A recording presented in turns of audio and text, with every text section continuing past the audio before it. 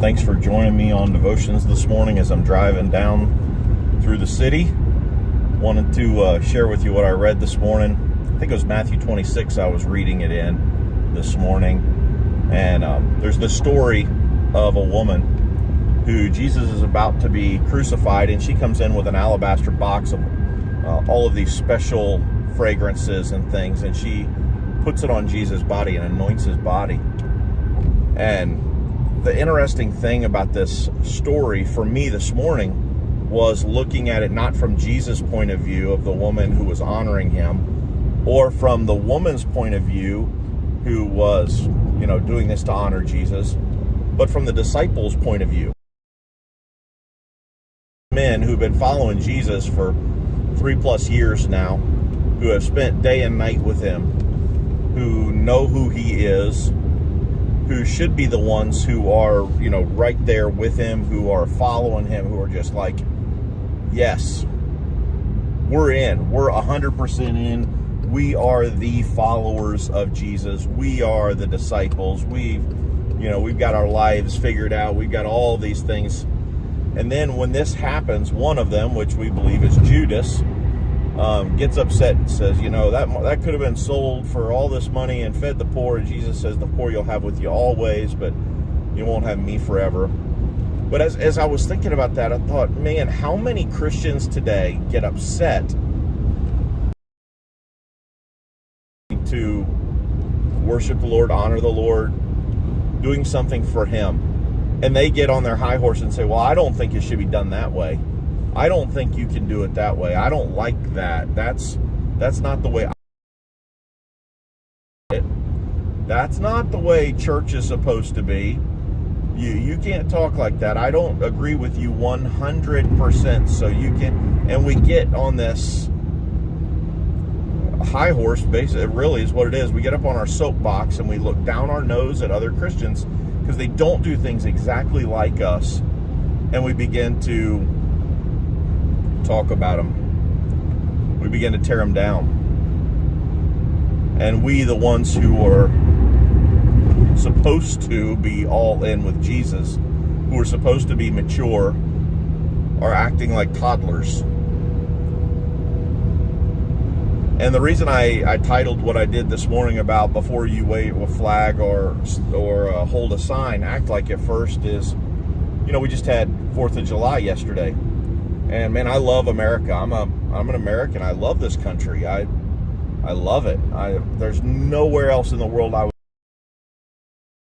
would rather live. Nowhere else I'd rather been born. I believe it's a huge blessing that I've been given to live here in this country. So there's a lot of flag waving yesterday and a lot of those kind of things. And then I've heard Christians say, well, you shouldn't wave an American flag because we're not citizens of this earth, we're citizens of heaven. Absolutely true. We are citizens of heaven. This world's not my home. I'm just passing through, as the old hymn says. But, that's true. But they would say, well, wave a Christian flag. Okay. I've studied the Christian flag. I know what it stands for, know what all the colors are for. I know what the school. But how are we going to hold a sign and pick it against another person, or wave a Christian flag so that our neighbors can see us, or put a sign in our yard, and so that when people drive by our house, they can see that, oh, that person must be a Christian, but then they secretly laugh because they know us. That's why I said, before you wave a flag, before you hold a sign, before you put a sign in your yard, how about you act like a Christian first? And that's what I thought this morning is, man, instead of holding some kind of a sign or something like that, maybe I should act like a neighbors see it, which is up to his life. I'm not saying don't wave a flag. I'm not saying don't hold a sign. I'm not saying don't put a sign in your yard. I'm saying before you do, make sure your life backs up what you're holding. Make sure your life backs up the sign or the flag. Far too many Christians, and At times in my life, I feel like I could fall into this category, and I don't want to fall into this category. But there have been times and thought I was better than them because I worshiped God differently and better than them. So as I thought about that this morning and getting in the car and beginning to work, I want my life today to be what that flag is supposed to be, or to be what that sign is supposed to be. I want my life to be the Christian flag. I want my life to be that sign, that yard sign, to be that way. As it was said by the old church father, preach the gospel, and when you have to, use words. I agree with that to an extent, but I believe we have to use words. But our life is just as important as our words. My life should back up my words. My life should back up the Christian flag if I'm going to put it out. Because if my life doesn't back it up, man, if your life doesn't back it up, don't put the sign out.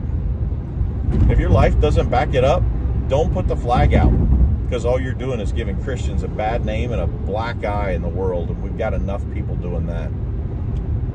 So before we do it, before we get up on our soapbox, before we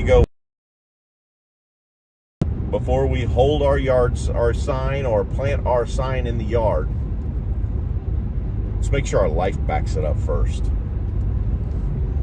That's my encouragement to you today.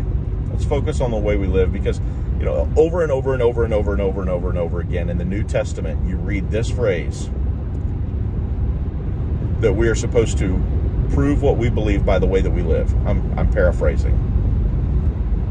Prove what you believe by the way that you live. Nowhere does it say prove what you believe by holding a sign or a flag. Again, I'm not against those things, but let's make sure we got the life straightened out first. So today, as you go through the day, focus on this. Does my life warrant me being able to hold a flag or a sign? If not, put the sign and the flag back in the garage and get your life straightened out first, and then prove that you are a Christian by the way that you live your life. Hope you guys have a great day today. I'll see you later.